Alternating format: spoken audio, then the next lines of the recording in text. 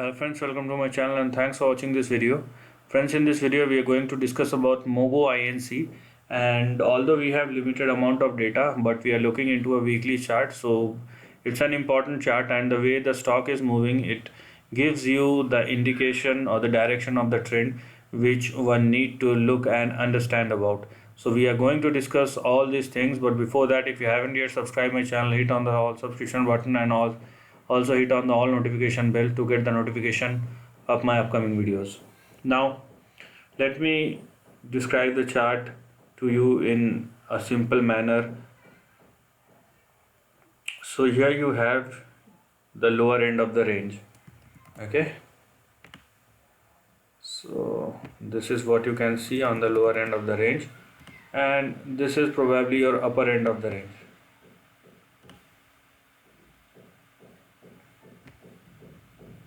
Right, and the stock is trading inside that. So the range has formed inside which the stock has particularly spent 5 years of time.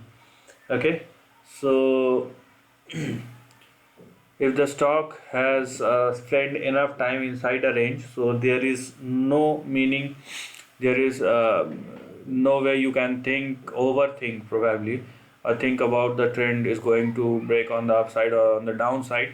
Maybe if you can talk about business, that's a different thing, but we are going to discuss about the price trend. So unless the price will give you such indication, we are not going to believe it, because if it has to happen, it will definitely happen before the financial speaks.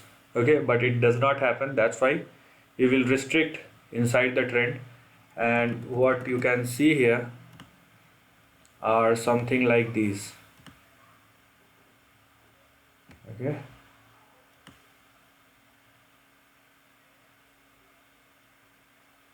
so here we have.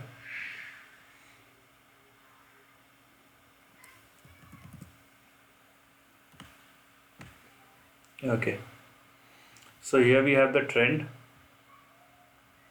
where you will find your first support at 1.2, below which you will have your next support at 0.89, then you have 0.82, and your final support will come at 0.57. So this is what one needs to look on the downside. One should not go below 0.57. On the upside, you will have your first target or resistance at 2.02, then you have 2.22, you will have 3.1, further you have 4.1, and you will have your big target or resistance at $7 on the upside. So this is how one should look at the trend, and one should not think either above $7 or below 0.57 cents. If the stock moves and sustain above $7, $8, then we will think about the new trend, and if the stock falls below 0.57, then it's a clear-cut case of trend breakdown. In that case, one should not carry any positions either.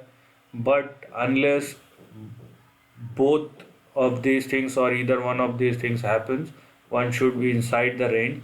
And what you can see, that stock has probably reached the lower end of the range, and it is probably going up on the upper side of the range, which will be probably $3, $4 or $7, who knows, but we can trail our stop losses and carry the trend as per the price action.